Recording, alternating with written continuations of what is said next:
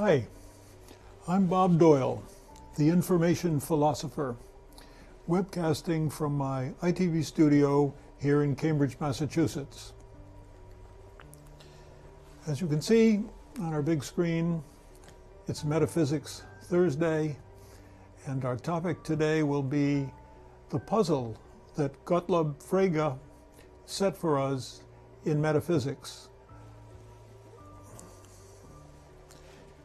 Frege's idea was concerned with the possibility of referring to some object in the world or to some concept in our set of ideas by giving them a name.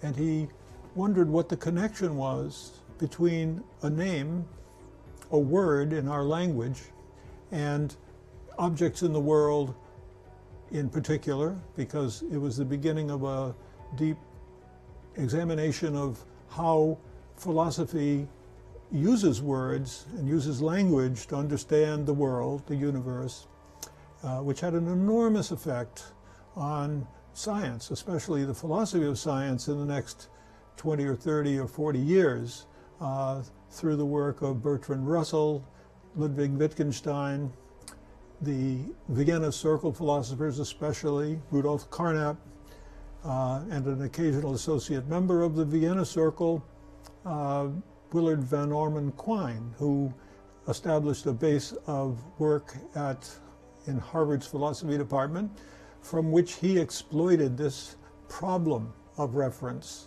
for many years. And he had students, Saul Kripke being one of the more famous, and others in the modern field of how it is that words, language relates to the world, which is the way I view the problem. And as an information philosopher, I basically have tried to get past here you see the subtitle of my book, Beyond Logic and Language. I'm trying to get past the concern that language does not really get to the foundations of our universe, our world, our lives, and in particular our minds, and what is the connection between thinking about concepts and understanding them in the sense in information philosophy of providing a mapping or an isomorphism between our ideas and the way the world works, which is to say there must be some shared information between what is going on in the world and what is going on in our minds. This rather simple notion, as I look at it today after decades of thinking about things in terms of information, is an attempt to get past the problem first raised by the empiricist philosophers in Britain around the time of John Locke, David Hume, George Berkeley, and others, who gave us a limit on the ability of perception of our means of looking at the world. They put a limit on getting access to what was behind the perceptions. The worry was that the perceptions are things like color and other phenomena that might in fact not be the same, or in some meaningful sense reaching the physical objects out there in the world, like the sun shining and the red ball bouncing down the street. Those objects bear a kind of psychological, physiological connection with what's going on in our mind. And the problem of what some called psychologism, Frege was concerned with it, was that perhaps everything we know about our bodies and how it is our bodies work just limits our ability to get through to the physical objects, which in today's view are the atoms, the electrons and protons, and combined atoms into molecules, and molecules becoming macromolecules that start to be living things and wind up with ourselves as, to me, living information structures which use information to manage the flow of the material and energy through us that maintains our body for as long as we live. I think information philosophy is going to give you, I hope, someday a picture that can trace the origin of the universe from the cosmological creation of the universe in terms of the tiniest structures, and I count them the atoms themselves, through to the most enormous structures in the universe. I call them information structures, namely the galaxies, the stars, and the planets, which really didn't get together for 400 million years after the origin. And all of those first 400 million, and then another 8 or 9 billion years, everything we see in the universe was formed by forces, physical forces like nuclear force, quantum and electromagnetic forces that hold the atoms together and the molecules, and then were, in other words, not involved in their own creation in any meaningful way. Obviously, a star that forms doesn't have behind it an idea somewhere that I want to be a star. But that changes completely 3.5 billion years ago or so, when on planet Earth, a few complicated molecules accidentally replicated themselves, duplicating the information, so that from that time forward, information was creating in the universe, and it wasn't being formed by some physical law, like gravity. Very weak force, of course, wouldn't do much.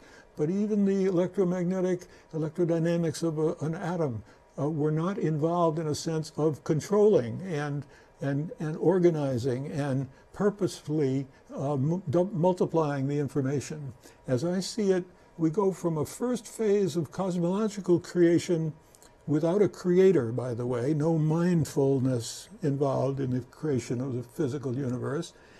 We go into a phase of development of life, which I call evolution, but without a designer. Here, the design is accidental, creating new living things, which, as Francois Jacob, the partner of Jacques Monod in winning the Nobel Prize for elucidating the DNA, Jacob called it, the purpose of every cell is to become two cells. And we can now see this upward striving, again, anthropomorphizing life at the earliest stages, as a system which is trying to make something about itself, from itself, and also possibly by accidental mutations, blind variations in the structure of the living thing that's replicating, will now get a selective retention, a natural selection of some of those living things or proto-life that are better at reproducing themselves than others. And we begin the little stepping up on the chain through all living things. It's quite a simple picture, but my picture is, first, a huge phase of billions of years in which information structures are forming, and despite the second law of thermodynamics, which tells us that entropy wants to increase, and I have tried to give us an explanation for how it is that the second law can enforce its rule that overall, on global scale, the universe increases its entropy.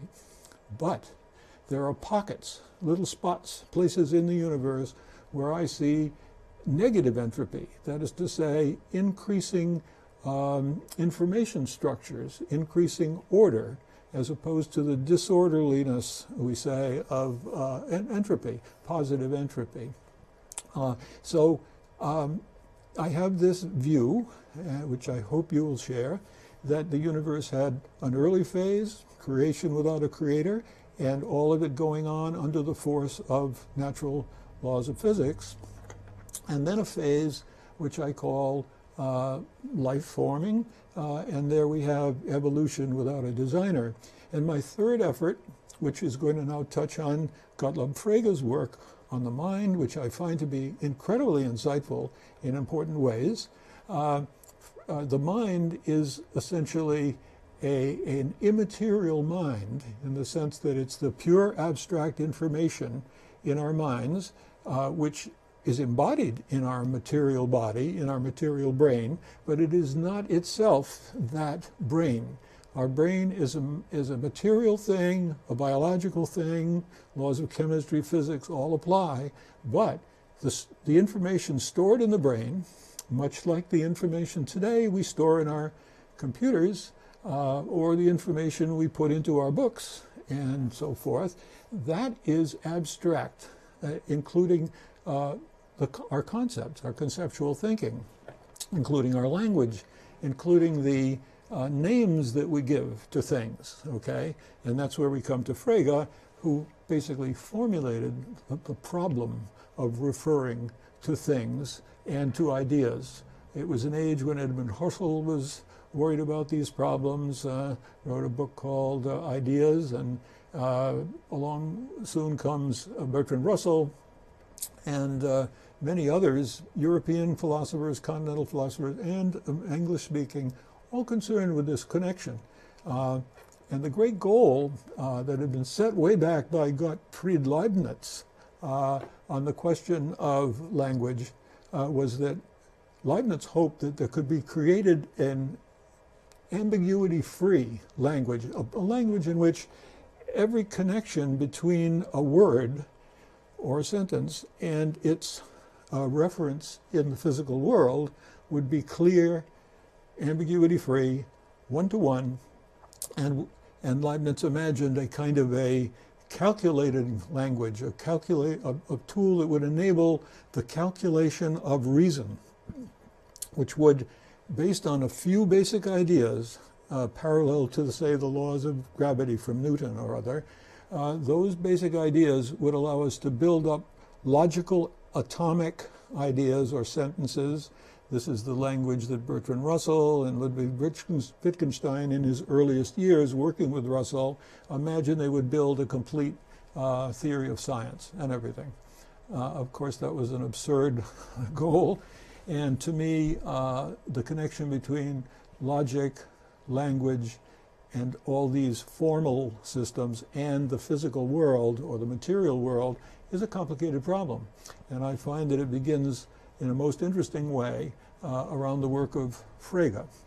Frege is no minor character in the history of logic. In addition to language, he was, along with our American Charles Sanders Peirce, widely considered to be the first addition to logic since Aristotle created logic 2,000 years before Peirce in America and Frege. So let's turn to our talk today, and let's see, I guess I'd like to change us to this screen. All right, let's just take this one here, dissolve over to my blog entry. And you remember, I hope some of you have been watching, that every morning I produce a blog post, this one called Freges Puzzle and the New Theory of Reference, in which I will touch on 3 out of 6 or 7 other important philosophers involved in this problem of the connection between a name and the named thing. Specifically, Willard Van Orman Quine from Harvard, Ruth Barkin, maiden name, and Ruth Barkin Marcus later, and Saul Kripke, who, the later few, are all involved with the problem called the necessity of identity. So all of this work, all Thursday work, comes from out of my book called Metaphysics. Let's take a quick look at this book. I'm zoomed in rather tightly onto it. I'll just back up a little bit to this picture, and that's not the one I want. This is the one I want. And I'll give you a quick glimpse at my whole working environment here in my ITV Studio, where I have control surfaces down here that can select which picture is coming in and onto the screen behind me. And I have multiple computers here. These are Surface Pros that allow me to resize things. For example, I can change the lettering here so that you can read it and so forth. So it's a wonderful tool set. And in the middle, I have another set of switches which allow me to pick the different cameras. If I was to touch camera 1, I would be looking at you from my camera off to my left. And I open the show today from my camera 5, or on this side. I have a plethora of cameras. Here's a view from the back of the room. Let's see. Yes, I think I have it here, so that now my camera is way in the distance, and I'm looking at my back wall where I'm seeing a replay or a playthrough of my program from our local cable television station in Cambridge. And here I can come back to my main camera, which has gotten itself zoomed way out. So let me bring it back into range by doing this. Okay, a quick look around my ITV studio.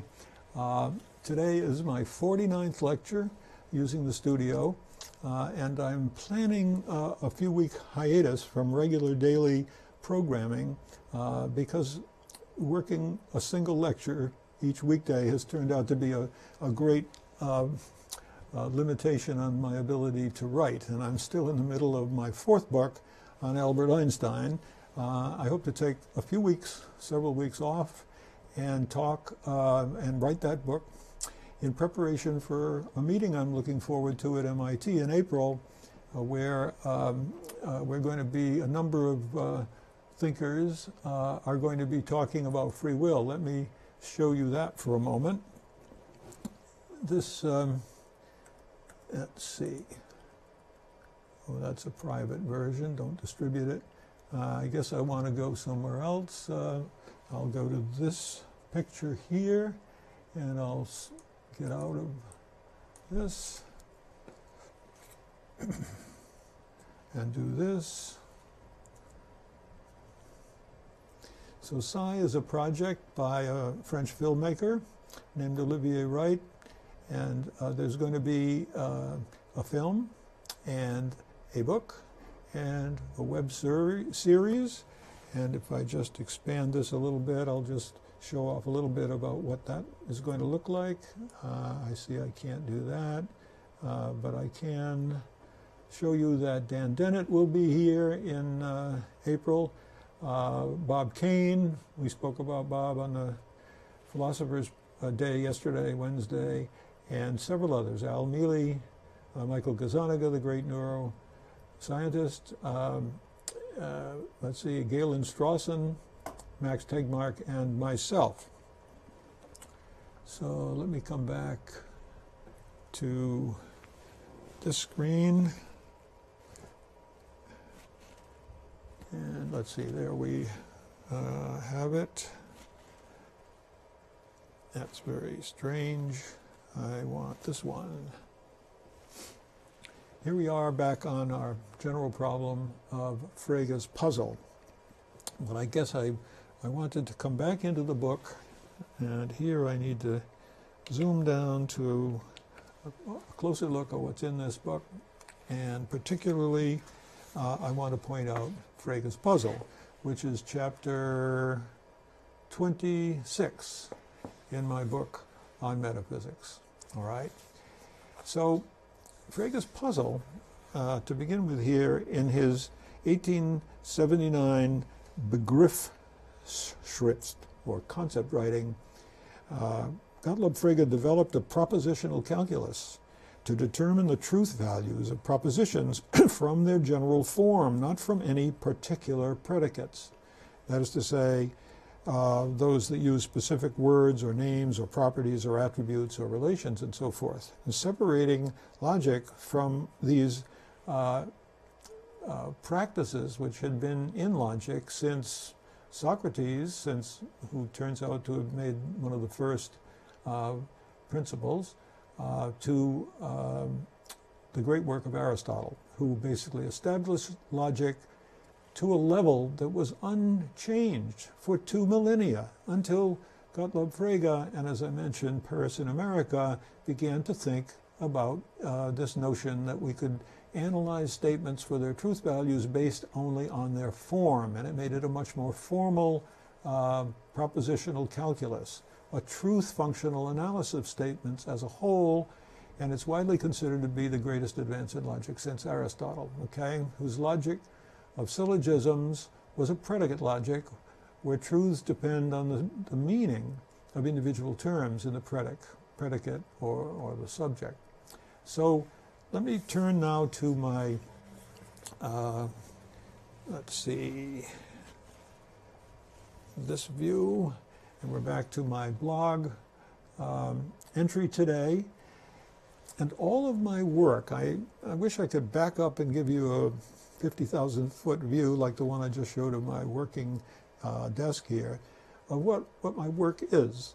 My chapter on Frege and his puzzle, the Freges Puzzle chapter that we just looked at, is basically built out of web pages.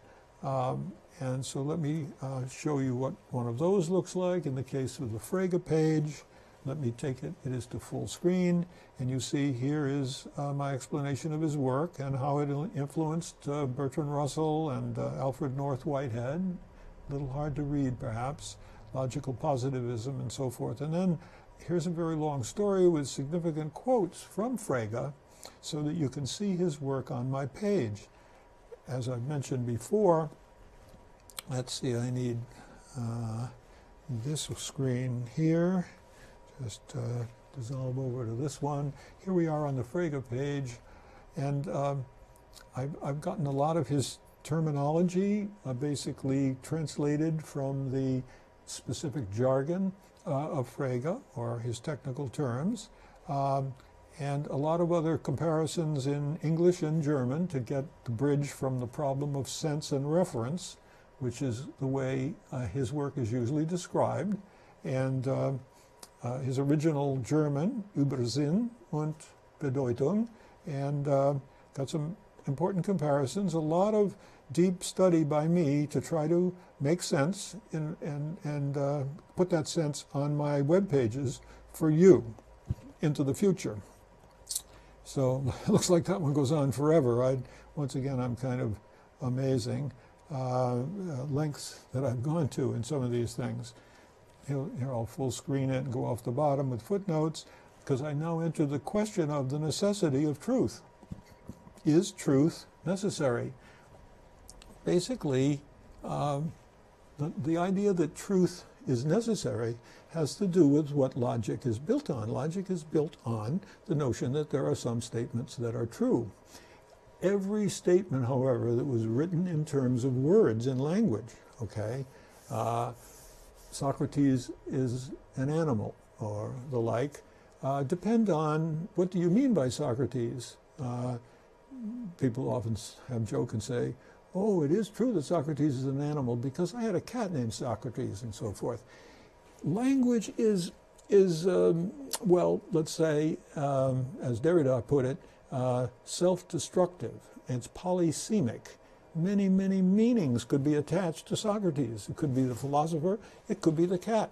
And this dissemination, which is the semen idea in it, has a lot to do with Derrida's jokes and puns on all kinds of language, because the seam is also the seam in semantic.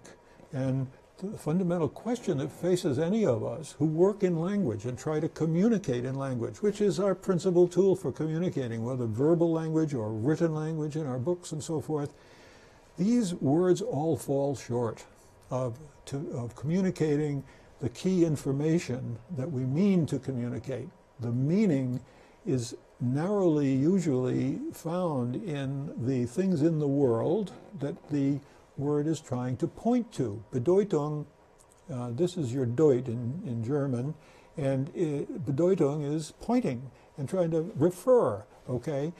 But Frege was the first to deeply see that if the word is just a name, then what does it mean? And we all know Humpty Dumpty said it means exactly what I want it to mean. For him, a word means what I want it to mean. Now we have the enormous problem of communication between persons, and nowhere is that more important than in philosophy and the attempt to clarify our concepts so that we don't make mistakes, reasoning errors that have to do with the ambiguity or the flexibility of a word, that it might not be exactly the thing that I have in mind when I speak to you about something. Now, I've done a lot of study in the question of what is in the mind, and was quite surprised to learn just last year in reading Frege carefully that he had pointed out Perhaps first, although some who know the subject better than I out there might correct me, he basically argued that it was impossible for two human beings to have exactly the same idea in mind, where he means an idea, because, Frege said, each person will get their meaning from what it is they already know, what has already been recorded as an experience, what has become knowledge in each person, and there's no way that two people could have had exactly the same experiences so as now to have exactly the same interpretation of a particular word. They would hear the name, but they might think of two different things.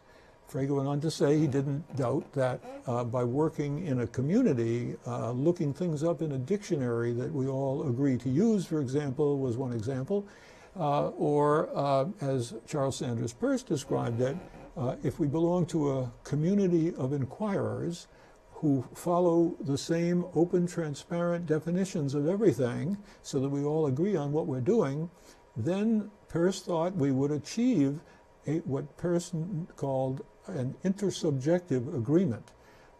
Going back to Frege is saying that all our perceptions and their interpretations are necessarily subjective because they're based on what it is that's been recorded in our minds. What I call the experience recorder and reproducer will have formed a different set of preconceptions which will affect our conception.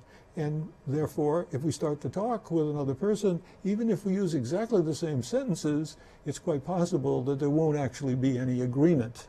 And discourse is put into question, put under suspicion of fundamentally impossible for some. The whole post-structuralism, deconstructionism, ideas of the French around Derrida and Barthes and others, is based on this idea that things are hopelessly relative and they depend. When we say it depends, we mean it depends. It always depends. So Frege is the one who tried to come into the story and say, look, maybe we could frame expressions, sentences, or protocol sentences, Rudolf Carnap called them, which were somehow formed out of words, ultimately, that were chosen for their lack of ambiguity, and we could come to knowing things by building this up. It was called an Aufbildung. The idea was start small, get the things you can't doubt, a little bit like the Cartesian method of doubt. Let's focus on those and then build on top of them. And Russell convinced Wittgenstein that this was a process he could do. And Wittgenstein was a very clever engineer and good at math, good at logic, and he turned out this wonderful Tractatus Logico-Philosophicus around 1920, writing it in the middle of World War I while he's in a battlefield camp. Absolutely amazing.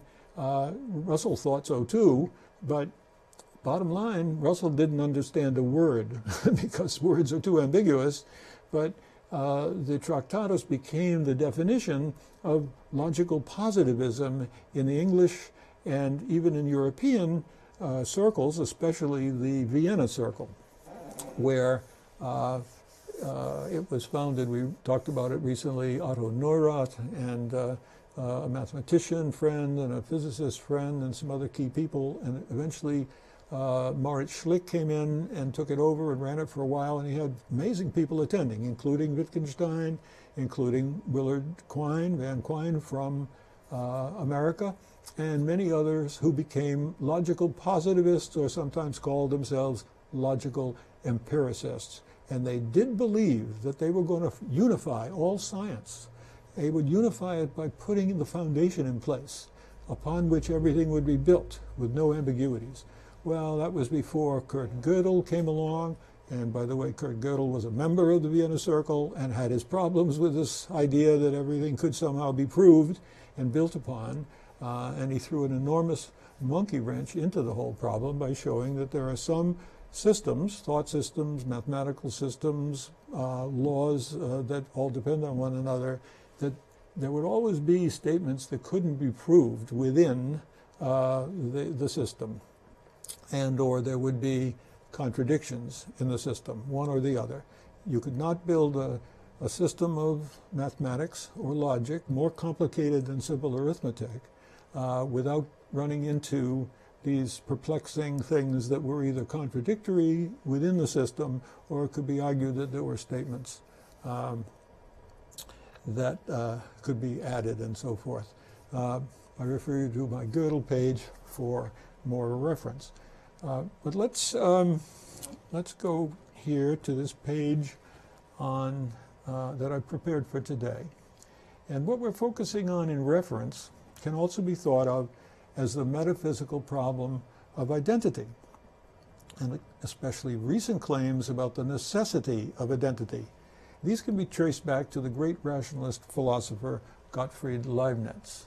Now, I think I brought up a page here. Let's see if I can find it. No, I guess I'm not sure where it is. So we'll go on to this, stay with this page for a moment. Leibniz argued for the replacement of ordinary language, okay? The ordinary language had, as he saw very clearly, oh, I messed up my page here. That's the problem of using a, oh, it went to the Leibniz page, so let's go back, see if I can get us back onto this one, yes. Leibniz dreamed of an ambiguity-free language. And he would then be able to replace ordinary language with what was called a characterica, lingua, an ambiguity-free set of terms that would eliminate all philosophical puzzles and paradoxes. Now, since I'm trying to do that, or at least set in motion a discussion of the problems, the paradoxes and puzzles of metaphysics, and of course it says solved, but it says solved in red and a question mark on the back, because I am just trying to propose more plausible solutions for these great problems, similarly to my book on great problems in philosophy and physics. Although I say solved, and I know that bothers some philosophers who prefer the problems, which they can learn about and teach as problems to students. Scientists like myself seek solutions to problems, which I know it turns off an awful lot of philosophers, especially those who've been teaching for 40 or 50 years, because they don't want to learn anything new, in my opinion. I hate to put them down, but they put me down when I come into the philosophy department with trying to talk them into thinking about a new way that might actually give us a deeper understanding of the problem and why it's not a problem. I'm not so sure why they are annoyed at my approach, because they have been, for the last 190 years anyway, working in the sense that the logical positivists like Russell and Wittgenstein and their schools tried to put out for us, that they could eliminate these problems as pseudo-problems, okay, and dissolve the problems, that philosophy should be thought of as a therapeutic way of healing over these difficulties which were problems, and we could replace the whole thing with something gentler than the tough problems in philosophy. Richard Rorty especially, I admired Rorty, read all his books, have a nice page on him I refer you to, but his goal was like Derrida, make it all relative, don't try to seek any absolute truths, and make it like Wittgenstein, so-called Wittgenstein II, his later years when he wrote his analytic language philosophy works, the philosophical investigations and so forth. And there he said, look, we'll get to things like meaning by thinking what people do with their words. It doesn't have to be anything absolute, anything deeply logical. And so Rorty described this as a kind of therapy for problems in philosophy. And I've just discovered a thinker in that area who follows Rorty that I'm going to add a web page on very shortly, named John McDowell, who's at University of Pittsburgh. That's all an aside. I'm looking forward to working on more of my web pages, and I just want to remind you, I guess you're getting the picture, that my work in a lecture like this, where I'm just talking to you and trying to get you interested in a problem area like the problem of reference, how does a name connect to a thing, these lectures are meant to kind of raise your interest, get your enthusiasm up, that you can work and deeply understand a problem in physics and in philosophy and in biology and in psychology, I hope, by thinking of those problems in terms of the information that they contain, where we reduce it all to the bare minimum information that can be used to describe some thing or some concept, or in particular in some process. Because what I try to do with my books, I cannot do in a book what I can do on the web, where I'm building animations of certain things in physics, so as to show you them working and what it is that physicists are telling him is happening at the atomic level, and a few other animations, including the magnificent drawings and colored animated biological systems, and or especially what I call the molecular machines inside all living things, okay? The little system of the wiggling tail on the back of a bacterium that makes it move around, the mobile bacterium, is a motor that turns at 5,000 or 6,000 RPM, the same as a jetliner engine. And it's an astonishing piece of engineering, engineered, of course, only by assembling smaller parts that led to this wonderful engine-looking thing. But I will do that with animations that are beyond my ability to create in Photoshop and Adobe Illustrator. And I point you to the animations by Drew Berry. And let me just, for one moment, see if I can find them on my Information Philosopher website. As long as I'm talking about him, here's my home page. And not too far down, I talk about what it is to have a word like cat and whether we can mean that. I'm not on the right picture. Here's where I mean to be. Still clumsy at jumping around between my screens. Here's the Information Philosopher website with its hundreds of philosophers and scientists down this left column, and then problems here, free will here, quantum physics here, and so forth. There is my real work, basically. What I'm saying is that on the website, I have put up the deepest writing I can to describe my work, but it depends on my doing illustrations and pictures, which of course you may recall, those of you who read Wittgenstein closely, you know in the Tractatus he had a sort of picture theory of language. And a picture would mean, this is a cat, and that's something understandable by anyone in any language. They don't need the word cat in order the name to refer to a cat, maybe a specific cat named Socrates, okay? And here I've shown that maybe a moving picture, this is the cat in our family, Susu, and holding still for a moment while I get a movie of her.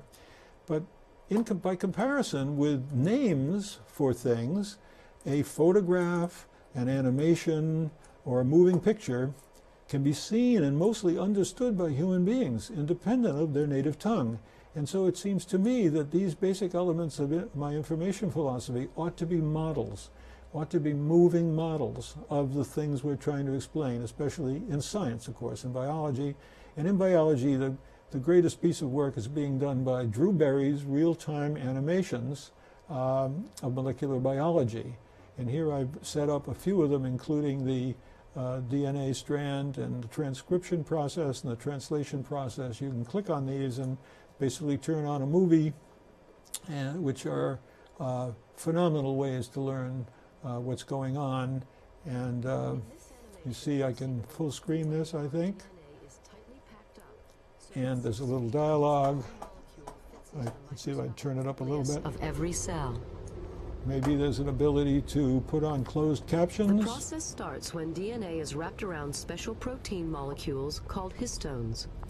The combined loop of DNA and protein is called a nucleosome. Okay, so my goal for you is to realize that I can teach philosophy, physics, biology, and even psychology someday with visualizations which were the goal of some scientists like Erwin Schrödinger for quantum physics, except then Niels Bohr and his Copenhagen crowd, including Werner Heisenberg, said, do not try to visualize what's going on at this tiny, tiny level of individual atoms, or in this case, large complex molecules which form our DNA. I hope to teach you beyond use of just words and logic, because they have failed us in analytic philosophy. I hope to move beyond that to visualizing, actually in this case a movie, in that case, of the individual information structures that make us what we are.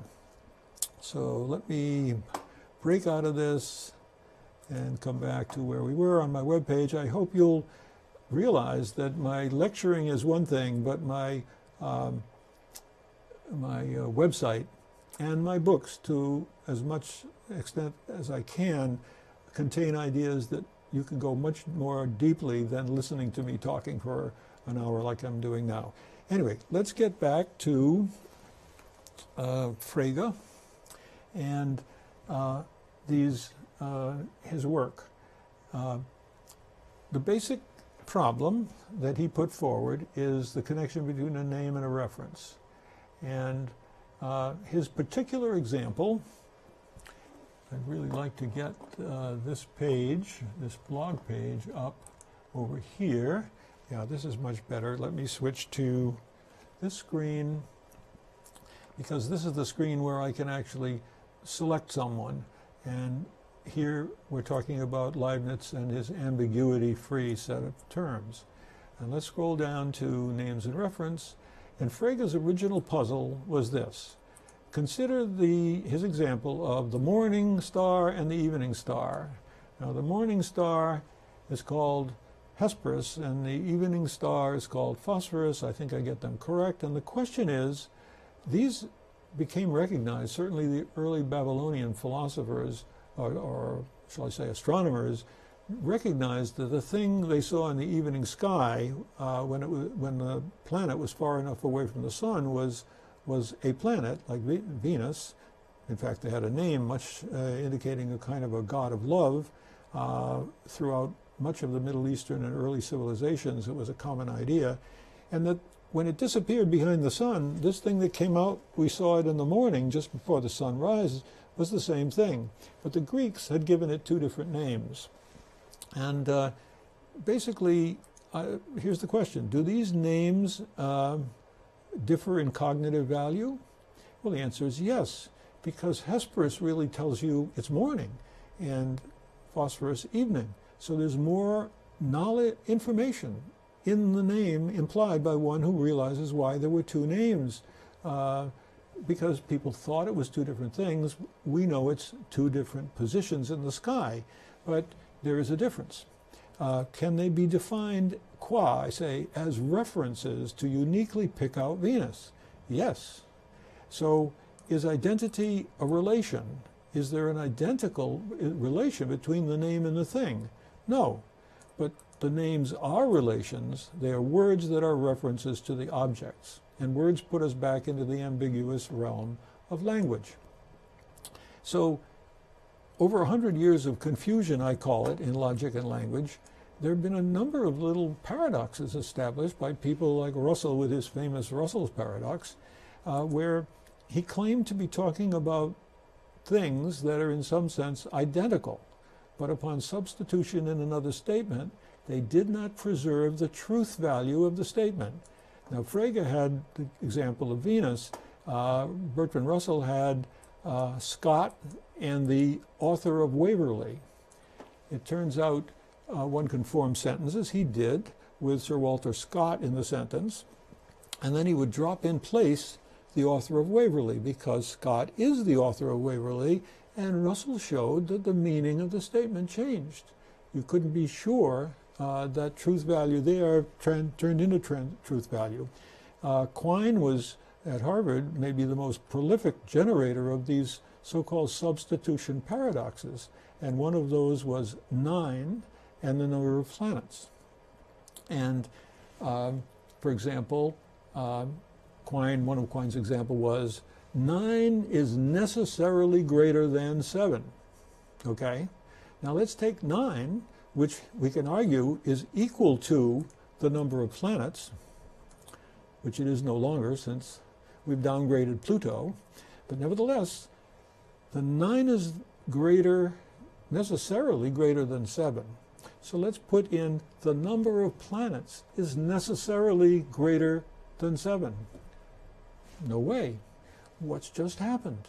It turns out that reference in this way between things that are nominally in some way and in some sense, that is to say, in some respect, identical, turn out not to be identical when the frame of reference is slightly different.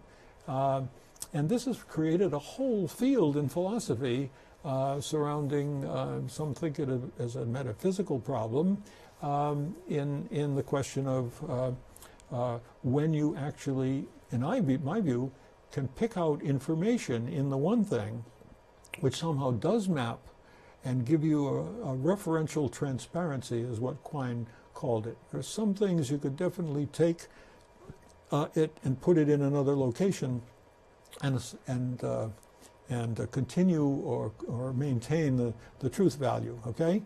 For example, Quine described what he called purely designative references. And there he picks out, in other cases, trying to establish the paradox, he can pick out information that leads to contradictions and paradoxes, which he calls referential opacity. The reference is muddy, thick. We can't really see. It doesn't seem to work.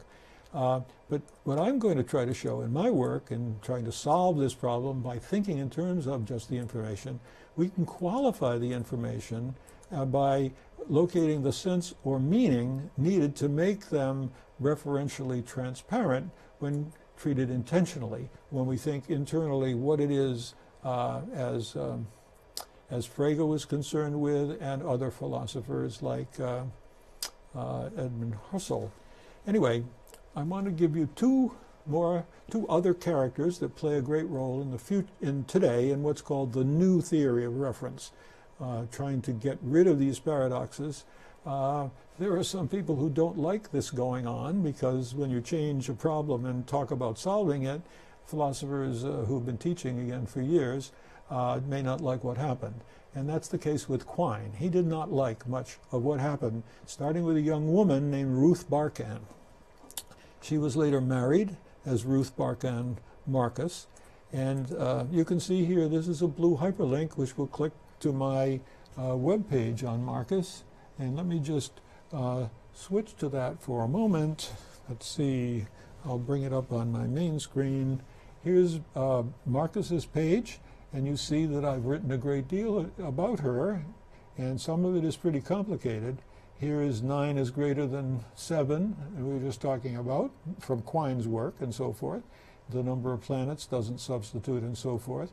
Name's a necessity. I get some of her writing, and then I actually put some of her extremely dense symbolic logic expressions, which first wrote an article, first was on the identity of individuals and when they become considered identical. So I've gone here just to show you my page on Marcus, my page on Saul Kripke, who's coming up next, my page on Gottlob Frege, for example. And I think I'm trying to make my point here that you must go beyond listening to me today if you want to really know a lot more about what's going on in problems in philosophy and physics and biology and psychology. And we'll come back and we're going to just mention what Ruth Marcus did in 1947 and then what Saul Kripke did a bit later. So Marcus wrote an article on the identity of individuals. And this was the very first assertion of the so-called necessity of identity. Now, much, much earlier, Gottfried Leibniz had questioned what it meant if two things were indiscernible. They were basically identical. What this would mean. What is the identity of indiscernibles? If we discern no difference, these two things are identical. And my chapter on identity in my book, Metaphysics, talks about that. And I refer you there. But what she did is to claim in those steps I just showed you from the other page that two things can be identical. And again, I'll just show you what her work looks like here. So she writes proposition 2.33 star and 2.34 star on the identity of individuals in a strict functional calculus. And then a few years later, Friedrich Fitch, who's there, I'll come back to this page. Friedrich Fitch published a book called Symbolic Logic, which is one of several books on symbolic logic that I have. It's a very nicely written one. And here he claimed to give you the simplest proof ever of the necessity of identity. I claim that his work is the simplest proof by showing it how it is that we do a substitution where we don't have a paradox in the substitution. We have what Quine called referential transparency. And he does it with just little mathematical equations. Okay? So let's consider step one. A equals B. Okay? Now step two, the little box is a symbolic logic term for necessary that. We have another term for possibly and so forth, a few other terms. So this statement that Fitch wrote in his book says, necessarily A equals A. Well, let's do some math. And let's just take the B out of A equals B, or let's turn that around, B equals A. So why don't we take this B and put it into one of these inside the necessary statement, and we'll change it into it's necessary that A equals B by identity elimination. A thing we do all the time in mathematics when we substitute two things that we know to be one another. For example, if x equals 10, we can plug x. Wherever x appears in an expression, we can put in 10 and we get the same mathematics. Okay, but something went wrong here. Let's see if I've got us on the screen. I'm right, still with Ruth Marcus. But then came Saul Kripke, and I have just a couple of minutes to tell you this story. Kripke was a graduate student at Harvard, while Quine was the head of the philosophy department. And there are other interesting people around Quine, including David Lewis, another really very interesting person on the idea of an infinite number of possible worlds. In Lewis's idea, any world which was logically possible must exist somewhere.